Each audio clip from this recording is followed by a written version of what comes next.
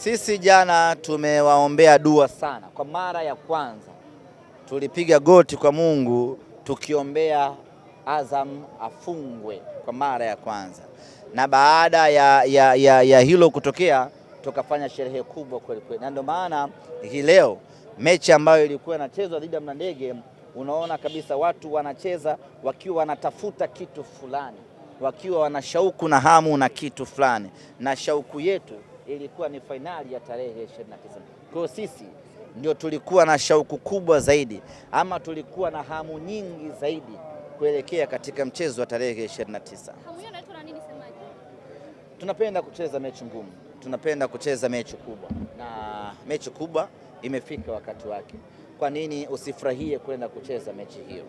Semaji, baada ya kama mlikuwa mkishangilia na mkiwaita wachezaji kwamba mnawaonesha kama bado goli mbili, kuna namna ya tulitaka tuwapige 5 ama 6 hivi.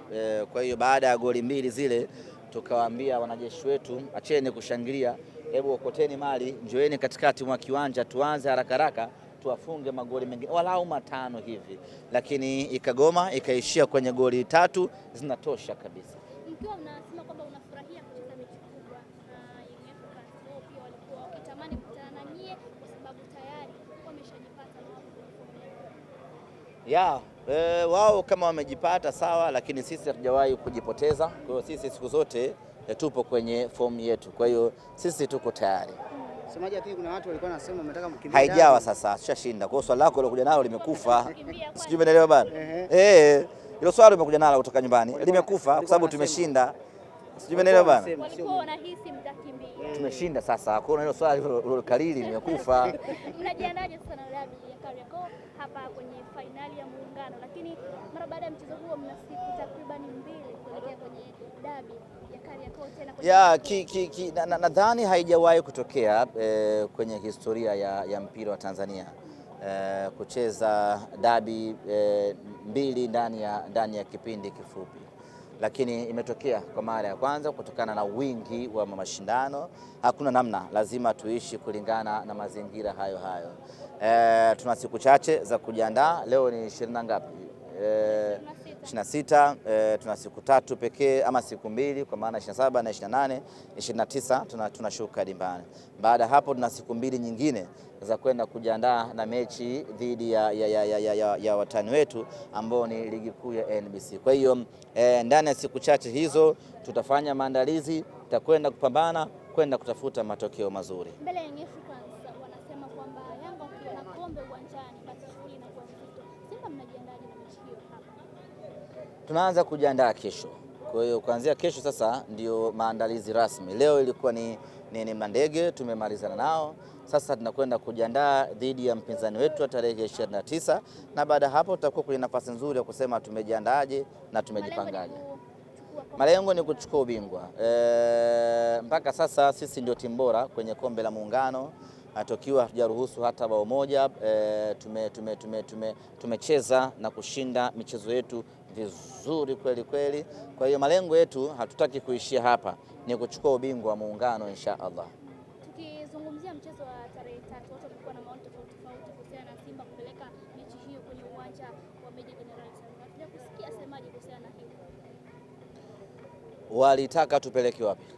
Wao walikuwa na maoni tofauti. Maoni yao yanasema twende wapi dabi? Dabi inapoteza mvuto, inapoteza uhai. Sasa option ni ipi?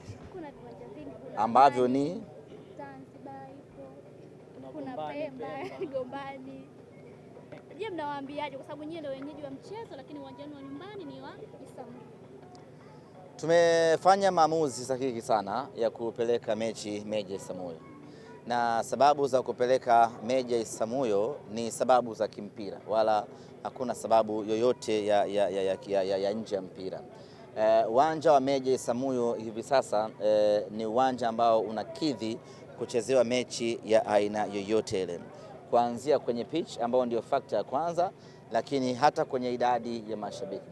Lazima tukubaliane ya kwamba uwanja wenye hadhi kubwa ya kuchezea dabi ni uwanja Benjamin Mkapa.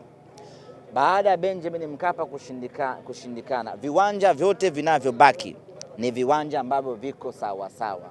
hakuna ambacho kinamzidi mwingine. Kwa hiyo baada ya kukosa Benjamin Mkapa, ukiamua kwenda Amani sawa, ukiamua kwenda Isamuyo sawa, ukiamua kwenda Gombani sawa, ukiamua kwenda Azam Complex ni sawa.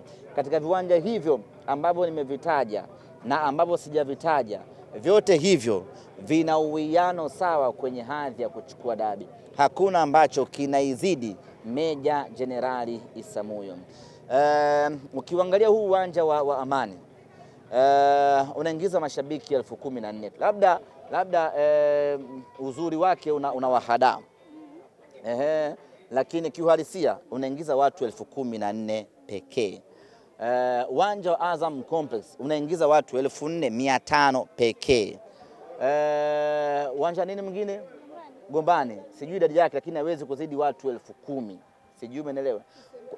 CCM Kirumba, ukienda Sokoine, ukaenda Sheikh Amri Abeid, viwanja hivyo haviingizi watu zaidi ya watu 13,000. Lakini kwa hali hii ya mvua za kila siku, CCM Kirumba kuna hatari kinyesha pale mkacheza kwenye matope, au mkaenda Sheikh Amri Abeid pale mechi ikaahirishwa.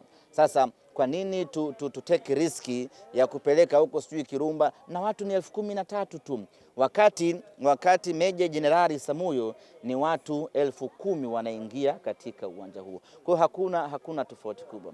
Lakini ukitoa Benjamin Mkapa, Tanzania hii uwanja unaoongoza kuwa na pitch nzuri ya nyasi asilia ni uwanja wa Meja Jenerali Isamuyo. Huu uwanja mnaoona hapa pitch yake imechanganywa, wanaita hybrid, imechanganywa artificial na nyasi asilia. Lakini uwanja wenye nyasi asilia 100% ni uwanja wa Benjamin Mkapa pamoja na uwanja wa Meja Jenerali Isamuyo. Sasa kama tunakubaliana ya kwamba uwanja wa Meja Isamuyo ni uwanja bora kwenye kuchezea kwenye eneo la pitch, kwa nini mechi siende Meja Isamuyo? Lakini watu ni 10,000 sawa, na ukiwaleta hapa, na ni idadi pungufu ukienda Azam Complex, na ni idadi sawa ukienda Sheikh Amri Abeid ama ukienda Sokoine ama ukienda Kirumba. Kwa hiyo tumefanya maamuzi sawa, na mimi niwakaribishe Meja Jenerali Isamuyo Mbweni, Dar es Salaam. Pale hapana vurugu pale. Hakuna kufanya vurugu. Na mpira utaji vurugu, mpira ni starehe. Yes. Kwa mnawakaribisha? Ya, tunawakaribisha. Yoyote tunamkaribisha. Tutatangaza. Tutatangaza wala msio na wasiwasi. Ni kati ya 100,000 mzunguko kwa 500,000 VIP. Tuko hapo Mpo kwenye hiyo rate? Tuko kwenye hiyo rate hapo Simba Sports bwana. Hamna anayekomolewa.